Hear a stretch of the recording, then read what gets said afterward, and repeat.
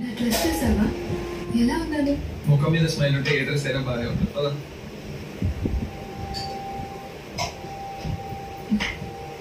కాదు సాయి, ఈ రోజు బాగున్నావు, ఈ డ్రెస్ లో బాగున్నావు అని నువ్వు ఎందుకు కనీసం ఒక కాంప్లిమెంట్ ఇవ్వవు? This is what we girls expect from boys. నేను కలుస్తున్నానని నేను బాగా రెడీ అయి వచ్చాను.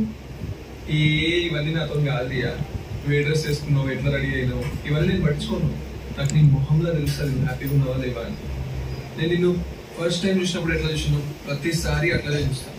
నేను చూసినంత చేంజ్ అవుతుందేమో, కానీ ప్రతిసారి నా లుక్ ఫస్ట్ టైం చూసినట్టే ఉంటుంది. అర్థం కాలేదా? రేపు నువ్వు కిచెన్లో వంట చేసినప్పుడు అన్న నీ మొహం మీద పడి కాలిపోవచ్చు, అప్పుడు కూడా ఇట్లనే చూస్తాను. రెస్టారెంట్లో ఎవరైనా లీవ్ పెడితే నీకు పని ఎక్కువ అవుతుంది, అలిసిపోతావు నువ్వు బాగా పనిచేసి, అప్పుడు కూడా ఇట్లనే చూస్తాను.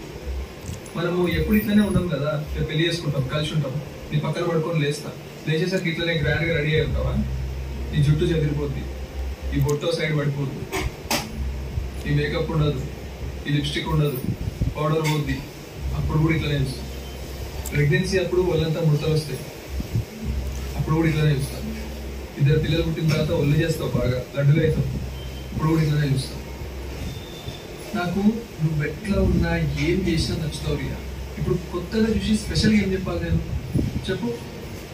నేను చూసినప్పటి నుంచి ఎగ్జైట్మెంట్లోనే ఉన్నాను, ప్రతిసారి ఎగ్జైట్ అవ్వాలనుకో. నన్ను తొందరగా హక్ చేసుకో. నువ్వు ఇంకా అలా దూరంగా ఉంటే నేను ఏడుస్తానేమో. కమ్.